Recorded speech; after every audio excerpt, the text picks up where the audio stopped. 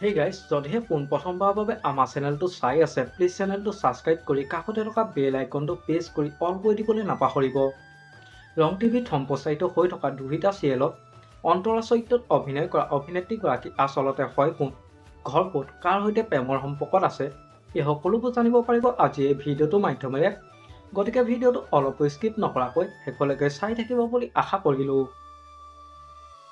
ৰং টিভিত সম্প্ৰচাৰিত হৈ থকা দুহিতা চিৰিয়েলত অন্তৰা চৰিত্ৰত অভিনয় কৰা অভিনেত্ৰীগৰাকীৰ আচল নামটো হৈছে হিমাংগী কলিতা। হিমাংগী কলিতাৰ ঘৰ হৈছে ৰঙিয়াত। হিমাংগী কলিতাৰ জন্ম হৈছিল 30 ডিচেম্বৰ 2004 চনত। হিমাংগী কলিতা পৰিয়ালত মাক দেউতাক আৰু এগৰাকী ভনীয়েক আছে। হিমাংগী কলিতা দেউতাকৰ নাম হৈছে কমলেশ্বৰ কলিতা আৰু মাকৰ নাম হৈছে পিংকী কলিতা। হিমাংগী কলিতাৰ শিক্ষাগত অৰ্হতা হৈছে তেওঁ স্কুল পঢ়িছিল মডাৰ্ণ ইংলিছ স্কুলত আৰু কলেজ পঢ়িছিল ৰামানুজন একাডেমী বাইহাটা চাৰিআলিত আৰু বৰ্তমান গ্ৰেজুৱেশ্যন কমপ্লিট কৰিছে।